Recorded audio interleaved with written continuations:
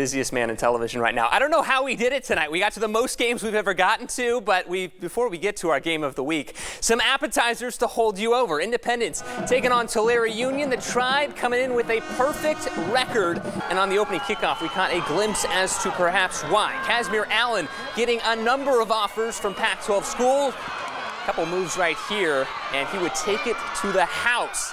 He was committed to Boise State and then pulled his commitment back. Later, Nathan Allen, bullet pass to Bryson Allen.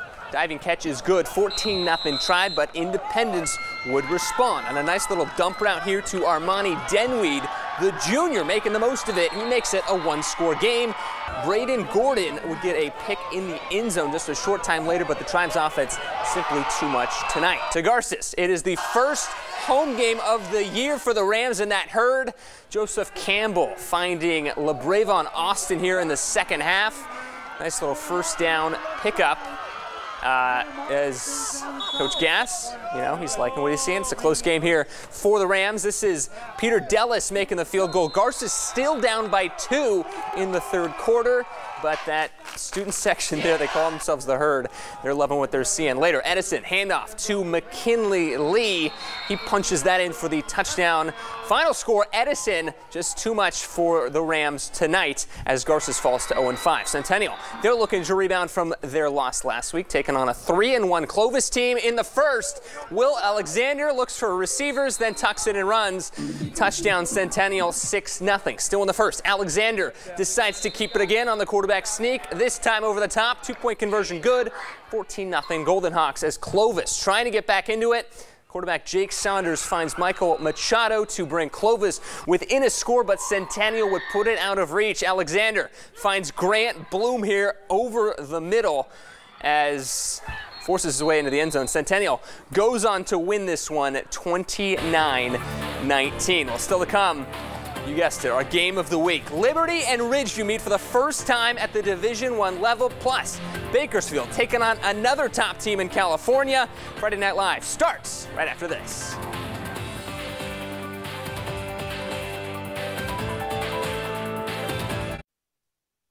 Coming up on 23 FNL, Liberty and Ridgeview finally meet at the D1 level. Who comes away with the vital win for seeding? Plus, the Drillers take on another top-ranked team in the state, while the Eagles open up league play. 23 FNL starts right now. You're watching Friday Night Live, High School Game of the Week. Brought to you by Kern Schools Federal Credit Union. Together, we have something special. FNL standing for Friday Night Live. Welcome in. I'm Stephen Hicks. I'm Brandon Johansson. Well, it was supposed to happen way back in week 2. Yeah, but heat cancellations, forcing the rescheduling of Ridgeview Liberty to tonight. We thought it would be a classic then, and tonight it proved to be just that. Wolfpack trailing in our game of the week to Liberty 14-7 at the break, but they would ignite the air attack. Justin Hinzo in at quarterback, throwing it up to Dalen DeGraffenreid.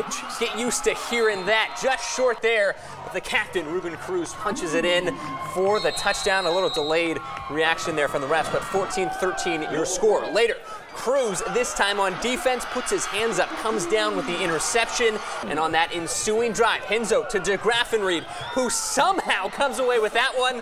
Looking like Julian Edelman in the Super Bowl top play nominee. Keep an eye out for that. But right now, same drive, Hinzo to DeGraffenreid, touchdown makes it 19-14 Wolfpack. So on a 4th and long, Isaiah Hill finds Seth Krause, but look, his knee was down on the catch. They bring out the measurement, and it is literally inches short. Later in that quarter, Sammy Stewart Jr. on defense, getting the sack, recovers the fumble, and he gives the Patriots one last shot. For Hill, 45 seconds left on a 4th down, heaves it down the field. Pass is intercepted by Tronny Traver, and that seals it. Ridgeview improves to 500 before taking on Bakersfield next week. Speaking of those Drillers, they're taking on one of the top-ranked teams in the state down in Valencia, the Vikings. Little punch in here from a couple yards out. That is your first score of the night, 7-0. Show them what we got. Well, Vikings would throw a pick right here. It's Taj Wright coming down with it. Somehow, we used to see that on offense. He can do it on defense too. Good stuff from Taj as he would make the most out of this play. Later, finally get him down, push him out. Finally, later in the game, this is Shane Jones to Isaiah Jernigan. And that is a touchdown, tying the game at 7. As the Drillers making a game out of this one, but later it is Valencia just too much in this one. Connor Downs throws it to Mikel Wright. He sprints ahead for the touchdown. That makes it 14-7, and Kanan Ochoa would find Keontae Bell for the last touchdown of the game, but the touchdown makes it 56-14 Valencia. So it was a couple of huge non-league games, but league play actually started tonight. I can't believe that. I know. It's insane that we're already this far in, but the South Sequoia opening up play tonight, headlined by the Valley Champs hosting Wasco. Braden Wingle trying to get Bakersfield Christian to their 4th win on the year, and it would be all Eagles in this one. It's already 28-6 at this point, and Wingles finds Chris Gutierrez over the middle there to make it 35-6 with time still left in the first half. Lots of push-ups being done tonight. Those kids were telling me it's way too many push-ups tonight. Jonathan Stewart trying to make something happen for Wasco. He heaves it down as time expires in the first half, but good defense there by the Eagles to prevent the score there. And then in the third, for good housekeeping and whatnot, Dante Harris takes in for the 3-yard touchdown carry. Eagles would add a safety and another score in this one as they rout Wasco 51-6. You want a workout plan, just do push-ups. Yeah, no kidding. No kidding. Meanwhile, Stockdale hosting the West High Vikings. West looking to go 3-0 to start the season, but the Mustangs having different plans. They strike first. Quarterback Jalen Smith fires over the middle and finds Hudson Sable in the end zone. Stockdale goes up 7-0. That black hole is something else. Every week they are amped. In the first still, Leano Laula Jr. gets the outside to knot things up at 7, gets in there for the Vikings. This is a back-and-forth affair in the first half. The Mustangs would respond again. This time Smith finding Dupree Demery in the end zone to make it 14-7. Stockdale will go on to win this one 35-13. We head out to East Bakersfield in one of the strangest makeup games you'll find, hosting a team from just outside of Denver, Ralston Valley. That's Chase Wilson for the early touchdown in the first quarter. But East Bakersfield, they would have back-to-back touchdowns, and then when Ralston Valley fumbles the ball here, recovered by Jonathan Monroe, and Monroe sprinting his way to the end zone, gets a key block there.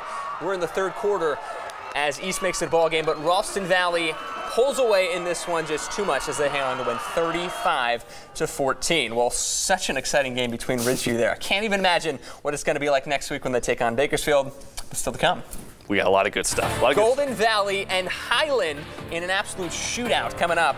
Plus, our fan pick of the week, rather, Shafter Kennedy, the Generals, looking to start league play 1-0. 23 FNL back right after this.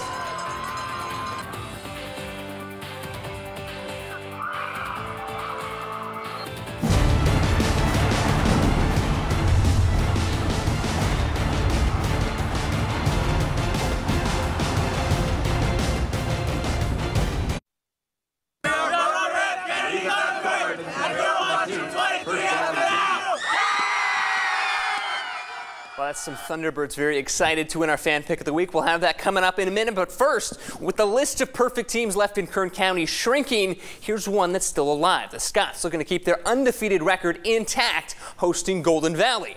Second quarter, we pick it up. A first down. Golden Valley's Carl Jones takes it in himself. The man can do it all. Bulldogs up 6-2. Under a minute to go now in the second. This is quarterback Zeke Aramulo. Airs it out to Nick Salas for the touchdown. Golden Valley says no. Refs say yes. Now 8-6. Third quarter. Golden Valley's Jones again. This time finding Louis Salas for the touchdown. But you would see there Highland would rally in this one. They win at 29-13. Well, and one of the closest fan pick of the weeks yet, Kennedy High School won our fan pick of the week, and it gives us another chance to see an early league test. You, of course, can go online right now and vote for this week's fan pick of the week, but now let's take a look at this one. Kennedy run out there hosting Shafter. Number 8, David Estrada finding number 22, Jonathan Carrillo for the touchdown. Kennedy would go up 7-0 at this point, and it would later make it 7-3 as Shafter gets the field goal up, but Kennedy still up at this point. Meanwhile, Shafter, number 1, Alex Aguilar. Wow, what a catch to Pedro Avila for that touchdown there. That would make it 10-7 Shafter. Later, Shafter up 13-7 after a field goal, and Alex Aguilar to Emilio Villagran for the touchdown there. That would make it 20-7 Shafter. Then here we go, Aguilar again. This time again to Emilio Villagran, the constant target there to make it 27-7. Shafter would go on to beat up Kennedy in this one, 47-7. General's offense is flying right now. Well, some action from last night. Chris Bandy's 3-0 Titans taking on a winless Mission Oak team. Second half already up 21-0. The Wildcat formation, it's tough to defend, and I'll admit this, it's even tougher for a cameraman to shoot.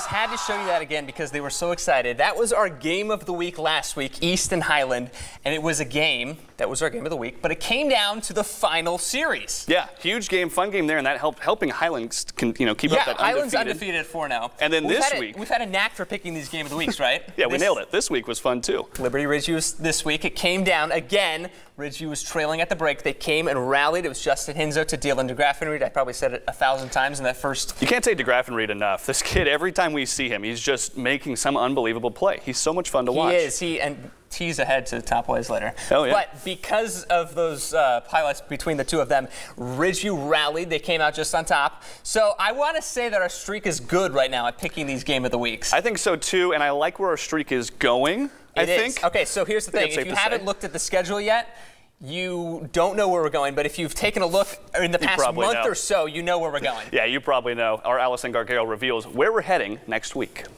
A stadium that has over 100 years of history will start a new chapter this week. Our game of the week is Bakersfield hosting Ridgeview in the newly renovated Griffith Field. Back to you. So that is a that is a stadium filled with so much history. The only team in Kern County to win a state championship.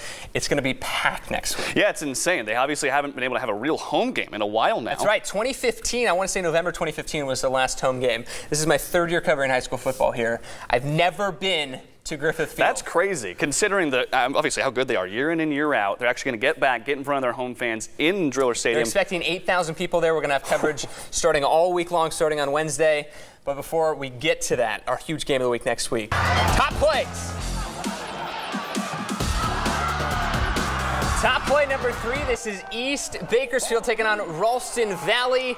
This is the fumble from the Mustangs, recovered by Jonathan Monroe, and he would run it into the end zone. Take another look at this one as Monroe, we got to slow it down, somehow comes away with the ball. Well, actually, we still don't know how he came away with it, but Monroe runs it in there.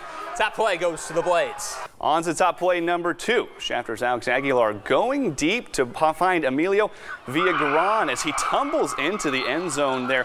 We're going to look at this one again because it's worth it. Look at that. Wow. Look at the hand-eye coordination to fall back. Absolutely fantastic. I can't even do that and on then to hang on to it. Oh, yeah, I know you can. Thanks. Top play number 1.